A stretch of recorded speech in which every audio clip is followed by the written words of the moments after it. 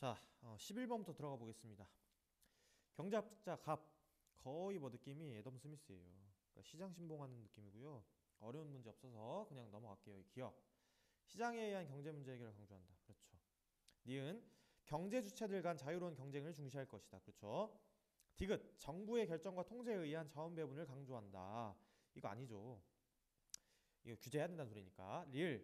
시장경제 체제보다 혼합경제 체제를 선호할 것이다. 오히려 시장경제 체제를 더 선호하겠죠.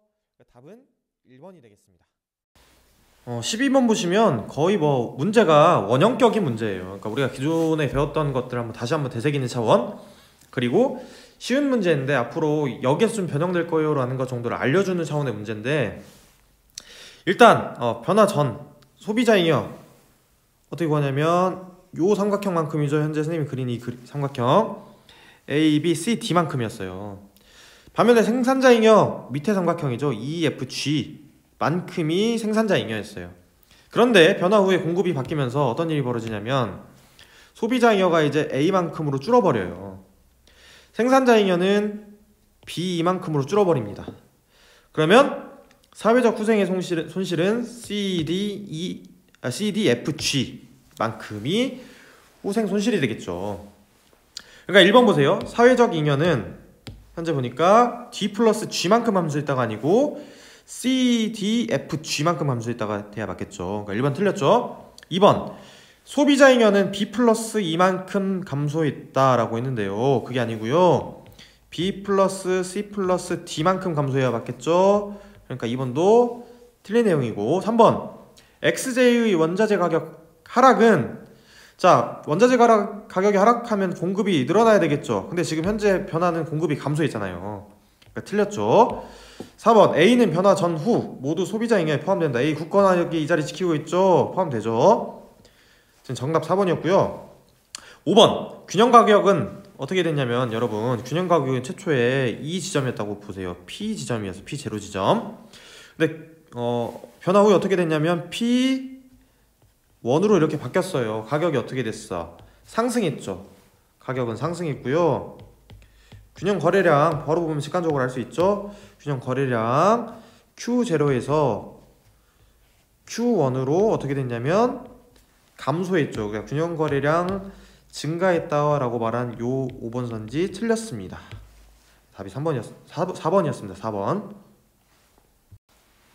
13번 문제를 보면 기억의 이해 바탕을 둔 거래, 즉 신용의 바탕을 둔 거래, 니은의 신용 등급, 디귿의 자신의 신용 등급을 잘 관리하는 거, 이게 나왔어요. 기억 선지 볼게요. 기억은 시장 거래를 활성화시키는데 기여할 수 있다라고 했어요. 자, 신용의 바탕을 둔 거래가 활발하면, 예를 들어서 신용카드를 쓰는 것이든 아니면 대출이든 활발하면 어쨌든 뭔가 빌리든 어쨌든 해서 소비를 할 거 아니에요. 그러니까 시장 거래를 활성화시키는데 기여를 할 수 있겠죠, 당연히. 니은 기억의 부작용으로 본인의 상환 능력을 초과한 과소비를 들 수 있다. 이거는 써놓을게요. 기만수네, 기만수. 그죠? 마치 내가 신용카드 하나 들고 있으면 다 살 수 있을 것 같은 그런 느낌. 절대 이렇게 하면 안 됩니다. 상환 능력을 초과해서 과소비, 그 다음 달 월급으로 받고, 이거 안 돼요. 자, 디귿 단기 카드 대출 현금 서비스의 미상화는 니은에 영향을 주지 않는다. 신용 등급에 지대한 영향을 미칩니다. 그러니까 신용불량자 이런 거 들어봤죠? 여러분, 그러니까 가급적 신용거래 많이 하는 건 좋지 않습니다. 적당히는 필요하겠지만요. 리을 디귿을 위해서는 금융기관에서 대출을 받지 않아야 한다. 아니고요. 오히려 대출을 받고 성실하게 잘 갚으면 신용 등급이 더 상승하기도 해요. 근데 여러분들은 참고로 알아둘 게, 할부 거래 많이 하면 신용 등급 떨어져요. 그러니까 이 사람이 어느 정도의 금액은 한 번에 거래할 수 있는 정도의 자산을 갖고 있지 않구나, 이렇게 판단할 수 있거든요. 그러니까 가급적 할부도 많이 하는 게 좋지는 않습니다. 14번 문제에서 우리가 힌트로 삼을 수 있는 건 뭐냐면, 일단 40만원의 거래가 된다는 거, 그리고 서로 다른 가격. 이게 서로 다른 가격은 사실은 정확히 말하면 엄밀하게는 아직 우리가 문제에 사용한 건 아닌데, 어쨌든 이게 뭘 가리키냐면 가격 차별화 전략을 가리키는 거라서 좀 알아두세요. 이 문제에서 그렇게 중요한 건 아니었고요. 일단 D'이 평일 수요 곡선이라는 게 힌트로 하나 나왔고, 그냥 디맨드가 휴일 수요 곡선, 공급은 동일하게 완전 비탄력적으로 나왔네요. 근데 지금 가격 아까 얼마에 책정된다라고 우리가 가정을 했냐면 40만 원이다 라고 봤죠. 현재가 이래요. 자, 1번 휴일의 균형 가격은 얼마이다 라고 나와야 되냐면, 휴일의 균형 가격 보세요. 지금 수요 곡선과 공급 곡선이 만나는 지점 어딘가요? 여기죠. 그러니까 50만 원이 아니고 얼마라고 해야 되냐면 60만 원이다 라고 해줘야 되겠죠. 가볍게 넘기시면 되고요. 2번 현재 가격에서, 그러니까 현재 가격 40만 원을 말하는 거예요. 그러면 현재 가격에서 보면 평일 같은 경우는 현재 수요와 공급이 만나는 지점이 이 지점 300개 지점인데, 공급이 지금 완전 비탄력적으로 지워져 있기 때문에 요만큼의 초과 공급이 발생하게 되고요. 휴일 같은 경우는 반대죠. 요만큼의 초과 수요가 발생하게 돼 있어요. 200개만큼의. 그러니까 반대로 돼 있으니까 여기를 초과 수요에서 초과 공급으로 바꾸고 휴일은 초과 수요로 바꿔줘야 되겠죠. 즉 반대로 나와 있어요. 그러니까 틀렸죠. 3번 평일의 가격을 30만 원으로 내리면, 평일의 가격을 30만 원으로 내려볼까요? 한번 어떻게 되냐면 이렇게 된다는 소리예요. 이제 이렇게 내리면 판매 수입이 현재보다 증가할 것이다. 자, 판매 수입 그럼 어떻게 구하면 되냐면 요 면적을 구하라는 소리인데, 이전에는 어떤 면적을 구하라는 소리였냐면 요 지점, 빨간색으로 그린 요 지점만큼이 판매 수입이었어요. 그러면 이전에는 40만 원 곱하기 300개 하면 됐고요. 그리고 이제 바꿨을 때는 30만 원 곱하기 400개 하면 된다는 소리거든요. 똑같죠? 네, 증가가 아니고 변함이 없다, 이렇게 해야 맞겠네요. 그죠? 4번 항공권 공급을 100개 늘릴 경우에 휴일의 균형 가격은 60만 원이 될 것이다 라고 했는데요. 이거 뭐 하라는 소리냐면 공급을 이렇게 옮기라는 소리, S'으로 이렇게 옮기라는 소리예요.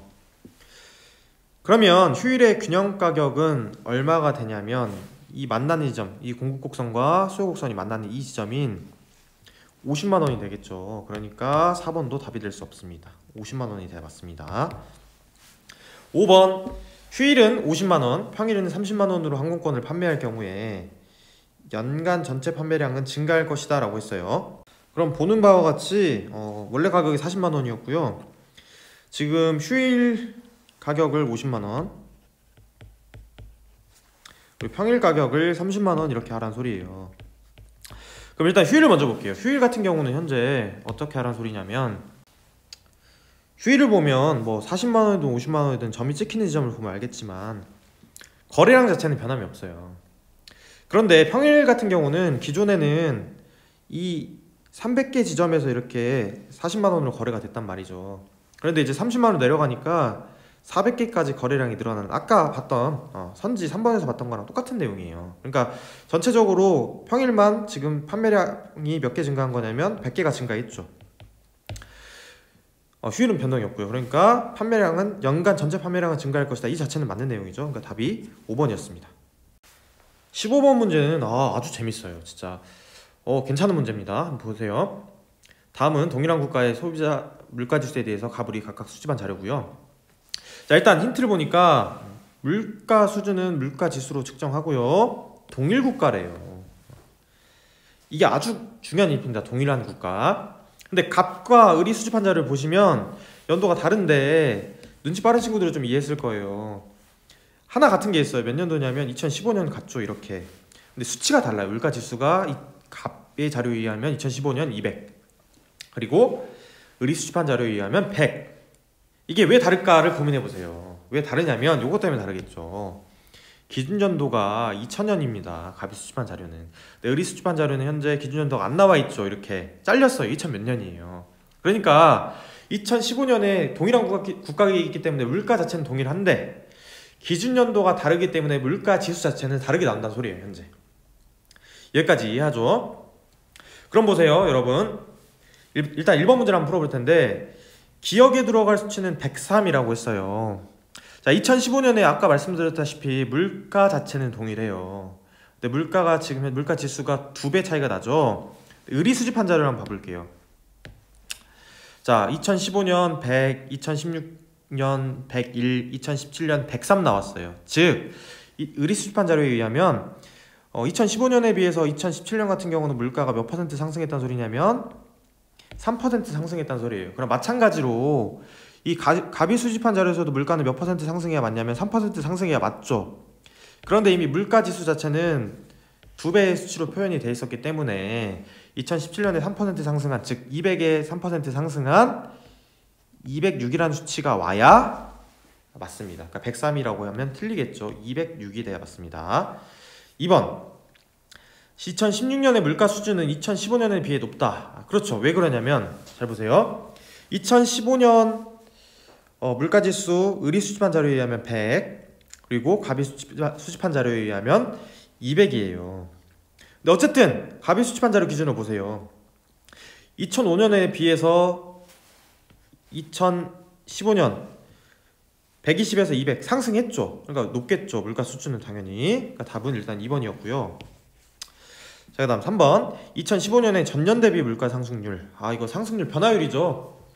이거는 공식처럼 외워서 알겠죠? 전년도 물가지수 곱하기 금년도 물가지수인 100에서 전년도 물가지수 98 빼면 98분의 2겠네요. 곱하기 100 하면 되는데 대략 안보다 2%보다 당연히 높겠죠? 그러니까 미반이다라고 했으니까 틀렸겠죠? 4번. 2015년의 화폐 구매력은, 자, 2015년의 화폐 구매력은 갑이 수집한 자료 기준으로 볼게요. 2015년에 물가지수가 200이죠. 그러니까 화폐 구매력은 2000년에 비해서 증가했겠어요? 감소했겠어요? 2배. 오히려 이거는 감소했겠죠. 왜? 물가가 지금 2015년이 2000년에 비해서 2배 올랐기 때문에, 2배 상승했기 때문에 인플레이션이 일어나면 화폐 가치는 어떻게 돼요? 떨어지겠죠. 감소해야 되는 게 맞고요. 5번.